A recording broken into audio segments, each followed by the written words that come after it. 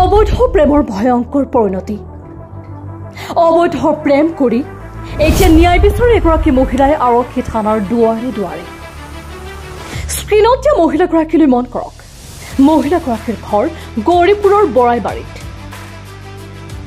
মহিলাগৰাকীৰ আছিল এটি সুখৰ সংসাৰ আছিল এগৰাকী সহজ সৰল স্বামী আৰু দুটি কণমানি ছোৱালী প্ৰেমত পৰি মানুহে সৰ্বোচ্চ ত্যাগ কৰিব পাৰে তাৰ এক জ্বলন্ত উদাহৰণ এইগৰাকী মহিলা সুখৰ সংসাৰ এৰি প্ৰেমিকৰ সৈতে পলায়ন কৰে কাল হল মহিলাগৰাকীৰ সৈতে আছে বৰাইবাৰী তৃতীয় খণ্ড গাঁৱৰ অহেদ আলীৰ পুত্ৰ কবিৰ আলী শেখৰ 3 বছৰীয়া প্ৰেম অভিযোগ অনুসৰি লম্পট কবিৰ আলীয়ে মহিলাগৰাকীক ফুচুলাই প্ৰেমৰ জালত পেলায় তাৰ পিছত কিছুমান আপত্তিজনক ফটো দেখুৱাই ব্লেকমেইলিং কৰে মহিলাগৰাকীক অৱশেষত বিয়া পাতি এক মাহ সংসাৰ কৰি মহিলাগৰাকীক এৰি পলায়ন লম্পট কবিৰ আলী উপায়হীন হৈ গৌৰীপুৰ আৰক্ষী থানাত এজাহাৰ কৰে যদিও কোনো সাহায্য নাপায় মহিলাগৰাকীয়ে অৱশেষত মহিলাগৰাকীয়ে ধুবুৰী আৰক্ষী অধীক্ষকৰ কাষ চাপে বুৱাৰী লাভাৰক লৈ অসম চৰকাৰে কঠোৰ পদক্ষেপ গ্ৰহণ কৰাৰ পিছতো একাংশ আৰক্ষী বিষয়াৰ মই মতালি ন্যায় পাবনে ভুক্তভোগী মহিলাগৰাকীয়ে নে এনেকৈ মাফ পাই যাব লম্পট কবিৰ আলীয়ে ঘটনা হৈছে মোৰ হাজবেণ্ড গুৱাহাটীত থাকে মই আৰু গাঁৱত থাকোঁ থাকাৰ পিছত মানে একেই গাঁৱৰে ল'ৰা কবিৰ আলী আৰু সিহঁতৰ বাপেকৰ নাম অহেদ আলী মানে সি যায় মোক সি কৈ থাকে যে মই তোক ভাল পাওঁ মই তোক লৈ যাম এনেকা কৈ থাকে তাৰপিছত মই বহুতবাৰ মানা কৰিছোঁ মোৰ 15-16 বছৰমান হৈছে মই সংসাৰ কৰি আছোঁ মোৰ স্বামীৰ তাৰপিছত মানে সি কৈতে মই তাৰ কথাত মান্তি হৈ গৈছোঁ মোৰ 2টা ছোৱালী আছে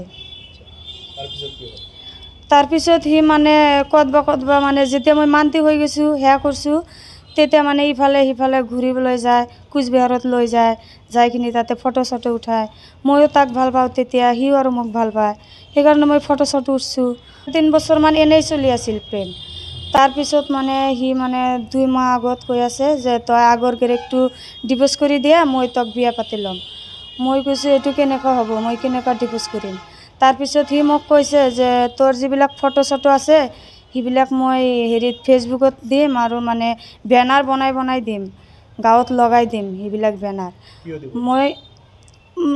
তাৰ লগত পলাই নাযাওঁ সেইকাৰণে সি ফটোবিলাক বেনাৰ লগাই দিব ফেচবুকত দিব তাৰপিছত আৰু ফটোবিলাক যে আছে বেয়া কৰি বনাইছে ফটো একেই মোৰ ফেচটো মৰি আছে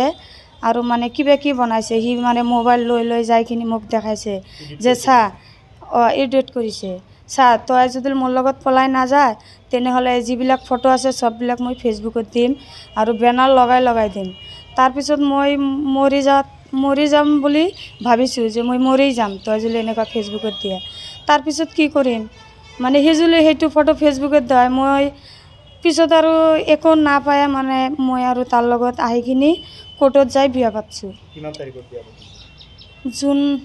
জুন মাহৰ 10 তাৰিখত বিয়া পাতিছোঁ হয় তাৰপিছত তাক সি ডিভোৰ্চ দিয়াই কিনি সেইদিনাই মোক বিয়া পাতিছে বিয়া পাতাৰ পিছত মানে সি আৰু কয় এতিয়া যদি ঘৰত লৈ যাওঁ তেতিয়া মোৰ মানুহ মানি লয় না নাই লয় তেনেহ'লে তোক লৈ কিনি মই ঘৰ ভাড়া থাকোঁ ধুবুৰী এইটো জাগাৰ নামটো মোৰ মনত নাই পাহৰি গৈছোঁ তাৰপিছত তাতে আছিলোঁ তাতে আহে সিহঁতৰ ভিনীৰ জামাই আহি কিনি সদায় আহি বহি চহি থাকে আড্ডা চাড্ডা মাৰি থাকে আৰু কৈ থাকে যে তই যদি বিয়া পাতিছা তই আৰু লৈ খাবি একো নাই তাৰপিছত সি মানে ঘৰত ফোন কৰি কয় যে সি বিয়া পাতিছে তাক মানি লোৱা তাৰপিছত ঘৰত লৈ গ'ল 9 তাৰিখত এই মাহৰ 9 তাৰিখত লৈ গ'ল যাৱাৰ পিছত মানে ৰাতি ৰ'লোঁ আৰু যেতিয়া ৰাতি শেষ হৈ গৈছে তেতিয়া আৰু ৰাতিপুৱা মানে তাক কিবা কি সেইটো ভিনীৰ গিৰেকটো তাক মানে লৈ গ'ল তাৰপিছত সিহঁতৰ ঘৰৰ পৰা ওলাই দিল মাৰি পিটি কৰি তাৰপিছত মই আৰু ক'ত যাওঁ তাকতো তাৰ ভিনীৰ গিৰেকে লৈ গ'ল নেওঘাট ফাৰুকে লৈ গ'ল তাক তাৰপিছত মই ক'ত যাৱাৰ মানে মই ঘৰৰ পৰা আহি কিনি ৰাতি হৈ গ'ল ৰাতি মোক ওলাই দিল ঘৰৰ পৰা কবিৰে তেতিয়াৰ পৰা সিহঁতৰ মোবাইলটো ছুইচ অফ সিহঁতৰ লগত আৰু মোৰ লগত যোগাযোগেই নাই সববিলাক সিহঁতৰ ভিনীৰ গিৰেকে কৰি আছে আৰু তাৰপিছত মই মানে ঘৰৰ পৰা ওলাই দিল যেতিয়া তাৰপিছত মানে বেলেগ এটা ঘৰত গ'লোঁ যে যাইখিনি তাতে ৰাতি থাকিলোঁ মোৰতো দুটা ছোৱালী থৈ আছোঁ আগৰ গিৰেকটো এৰি দিছোঁ মই আৰু ক'ত যাওঁ মোকতো ঘৰৰ মানুহ মানি নলয় আপনাৰ মা দেউতাই কি কয় নাই মোক মানি নলয় মোৰ দুটা ছোৱালী এৰি থৈ আছোঁ হাজবেণ্ড এৰি দিছোঁ সেইকাৰণে মোক মানি নলয় মোৰ য'তে ৰাত ত'তেই থাকোঁ আৰু মই তাৰপিছত মই উপায়হীন হৈ তাৰপিছত মই থানাত গৈছোঁ 3 দিনমান পিছত গৌৰীপুৰ থানা গৌৰীপুৰ থানাত গৈছোঁ যাৱাৰ পিছত মই এটা এজাহাৰ লিখি দিছোঁ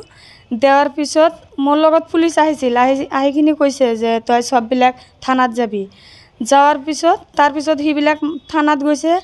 যাৱাৰ পিছত এই কবিৰ আলীক লকআপ কৰিছে কৰাৰ পিছত 2 দিনমান ৰাখাৰ পৰে তাক এৰি দিছে মই আৰু সদায় ঘূৰি থাকোঁ যে মই আৰু ক'ত যাওঁ ক'ত থাকোঁ সিহঁতে আৰু পুলিচে কৈ থাকে মোক সিহঁতে তোক নলয় তই আৰু মই অলপ কি কৰিম তাৰপিছত মই ক'ত থাকোঁ নাথাকোঁ সেইটো মোৰ এতিয়া আৰু য'তে ৰাত মই ত'তেই থাকোঁ মই এনেকুৱা কৰি আছোঁ ফোন কৰিলে যে ৰাতি 12টা বজাত তাক এৰি দিছে থানাৰ পৰা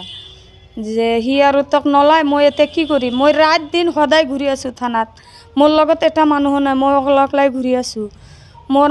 মা দেউতা ভাইটি একো নাযায় মোৰ লগত পিছে থানাত মানে কোনো গুৰুত্ব নিদিয়ে তাৰপিছত মই 20 তাৰিখত SP অফিচত যাইখিনি এটা কমপ্লেইন দিছোঁ দেওয়াৰ পিছত মই এতিয়াও কোনো খোজ খবৰ পোৱা নাই মই আৰু ক'ত থাকোঁ ক'ত নাথাকোঁ কবিৰৰ ঘৰতো যোৱা নাই মোৰ বাপেকৰ মাকৰ ঘৰতো যোৱা নাই মোৰ আগৰ গিৰেকৰ তাতেও মই যাব নোৱাৰোঁ মই আৰু এতিয়া থাকোঁ ক'ত